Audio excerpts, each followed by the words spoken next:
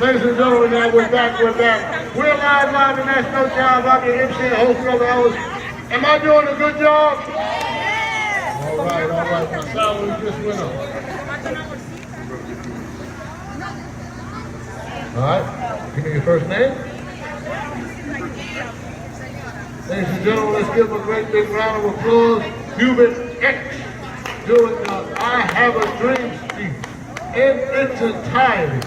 All 900,000 words.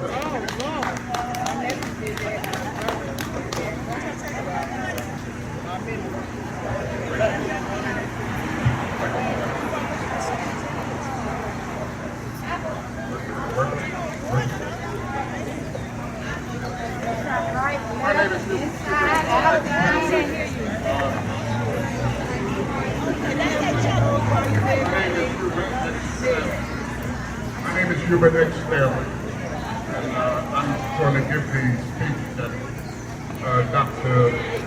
Reverend Dr. Martin Luther King gave on August 28, 1963. I was not there, but my relatives were. It's been 58 years since Dr. King was assassinated.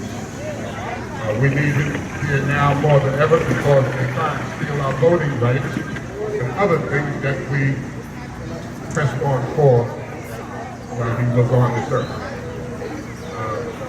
So I'm going to start right now, and I hope you enjoy it.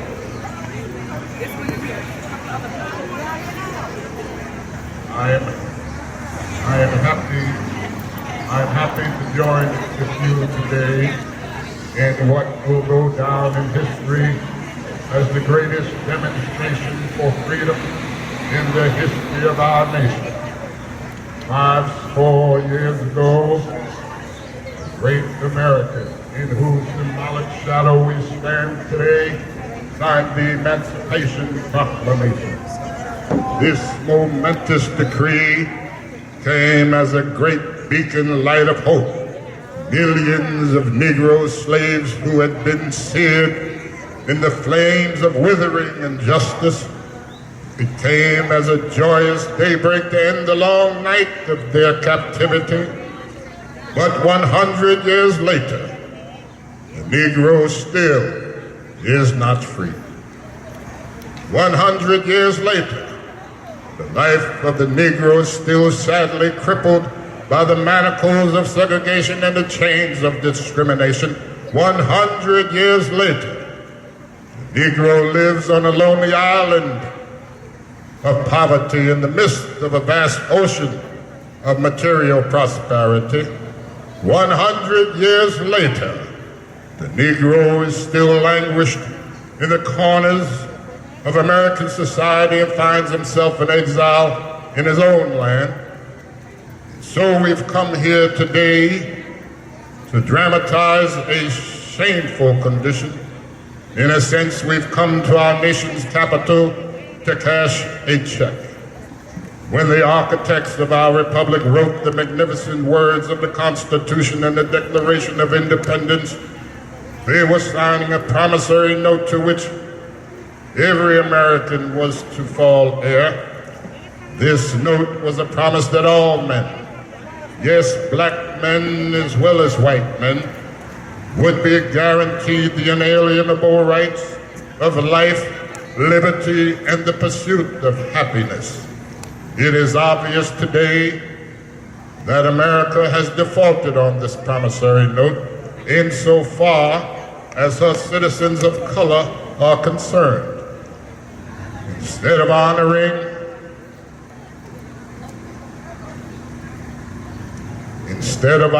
this sacred obligation, America has given the Negro people a bad check. A check which has come back marked insufficient funds. But we refuse to believe that the Bank of Justice is bankrupt. We refuse to believe that there are insufficient funds in the great vaults of opportunity of this nation. So we've come to cash this check, a check that will give us upon demand the riches of freedom and the security of justice. We have also come to this hallowed spot to remind America of the fierce urgency of now. This is no time to engage in the luxury of cooling off or to take the tranquilizing drug of gradualism. Now is the time to make real the promises of democracy. Now is the time to rise from the dark and desolate valley of segregation to the sunlit path of racial justice. Now is the time to lift our nation from the quicksands of racial injustice to the solid rock of brotherhood. Now is the time to make justice a reality for all of God's children. It would be a fatal mistake for the nation to overlook the urgency of the moment. This sweltering summer of the Negro's legitimate discontent will not pass until there's an invigorating autumn of freedom and equality. 1963 is not an end, but a beginning. Those who hoped that the Negro needed to blow off steam and will now be content will have a rude awakening if the nation returns to business as usual. There will be neither rest nor tranquility in America until the Negro is granted his citizenship rights. The whirlwinds of revolt will continue to shake the foundations of our nation until the bright day of justice emerges.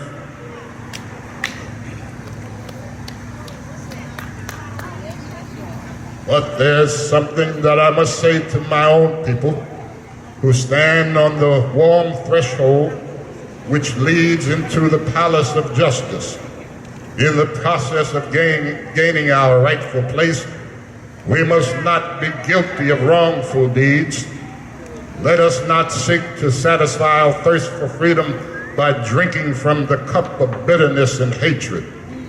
We must forever conduct our struggle on the high plane of dignity and discipline. We must not allow our creative protest to degenerate into physical violence.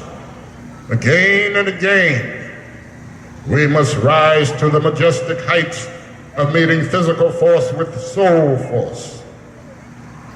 The marvelous new militancy which has engulfed the Negro community must not lead us to a distrust of all white people. For many of our white brothers, as evidenced by their presence here today, have come to realize that their destiny is tied up with our own destiny, and they have come to realize that their freedom is inextricably bound to our freedom. We cannot walk alone, and as we walk, we must make the pledge that we shall always march ahead. We cannot turn back. There are those who are asking the devotees of civil rights, when will you be satisfied? We can never be satisfied as long as the Negro is the victim of the unspeakable horrors of police brutality. We can never be satisfied as long as our bodies, heavy with the fatigue of travel, cannot gain lodging in the motels of the highways and the hotels of the cities. We cannot be satisfied as long as the Negro's basic mobility is from a smaller ghetto to a larger one. We can never be satisfied as long as our children are stripped of their selfhood and robbed of their dignity by signs that state for whites only. We cannot be satisfied as long as a Negro in Mississippi cannot vote and a Negro in New York City believes he has nothing for which to vote. Oh, no. We are not satisfied, and we will not be satisfied until justice rolls down like waters and righteousness like a mighty stream. I'm not unmindful that some of you have come here out of great trials and tribulations. Some of you have come fresh from narrow jail cells. Some of you have come from areas where your quest for freedom left you battered by the storms of persecution and staggered by the winds of police brutality. You have been the veterans of creative suffering. Continue to work with the faith that unearned suffering is redemptive.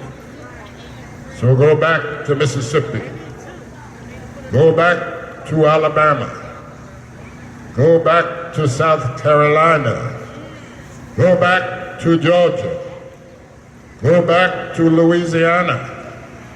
Go back to the slums and ghettos of our northern cities, knowing that somehow this situation can and will be changed. Let us not wallow in the valley of despair. I say to you today, my friends, and so even though we face the difficulties of today and tomorrow, I still have a dream. It is a dream deeply rooted in the American dream. I have a dream that one day this nation will rise up and live out the true meaning of its creed. We hold these truths to be self-evident, that all men are created equal.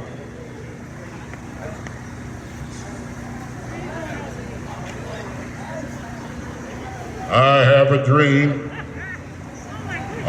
dream that one day on the red hills of Georgia, the sons of former slaves and the sons of former slave owners will be able to sit down together at the table of brotherhood. I have a dream that one day, even the state of Mississippi, a state sweltering with the heat of injustice, sweltering with the heat of oppression, will be transformed into an oasis of freedom and justice. I have a dream. I have a dream that my 4 little children will one day live in a nation where they will not be judged by the color of their skin, but by the content of their character. I have a dream today. I have a dream that one day down in Alabama, with its vicious racists, with its governor having his lips dripping with the words of interposition and nullification, one day right there in Alabama, little black boys and black girls will be able to join hands with little white boys and white girls as sisters and brothers. I have a dream today. I have a dream that one day every valley shall be exalted. Every hill and mountain shall be made low. The rough places will be made plain, and the crooked places will be made straight. And the glory of the Lord shall be revealed, and all flesh shall see it together.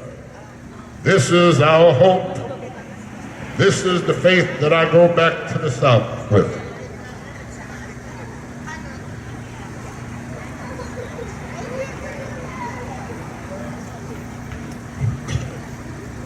With this faith, we will be able to hew out of the mountain of despair a stone of hope. With this faith, we will be able to transform the jangling discords of our nation into a beautiful symphony of brotherhood. With this faith, we will be able to work together, to pray together, to struggle together, to go to jail together, to stand up for freedom together, knowing that we will be free one day. This will be the day. This will be the day when all of God's children will be able to sing with new meaning. My country, 'tis of thee, sweet land of liberty. Oh, of thee I sing. Land where my fathers died, land of the pilgrim's pride. From every mountainside, let freedom ring. And if America is to be a great nation, this must become true. So let freedom ring from the prodigious hilltops of New Hampshire. Freedom ring from the mighty mountains of New York. Let freedom ring from the heightening Alleghenies of Pennsylvania. Let freedom ring from the snow-capped Rockies of Colorado. Let freedom ring from the curvaceous slopes of California. But not only that, let freedom ring from Stone Mountain of Georgia. Let freedom ring from Lookout Mountain of Tennessee. Let freedom ring from every hill and molehill of Mississippi, from every mountainside. Let freedom ring. And when this happens, and when we allow freedom ring, when we let it ring from every village and every hamlet, every state and every city, we will be able to speed up that day when all of God's children, black men and white men, Jews and Gentiles, Protestants and Catholics, will be able to join hands in singing the words of the old Negro spiritual, free at last, thank God Almighty, we are free at last. All right, let's give it up. We're still here live, y'all. We're on Chadwick and Hawthorne. We got my man, brother Stanley X doing Dr. King. I have a dream.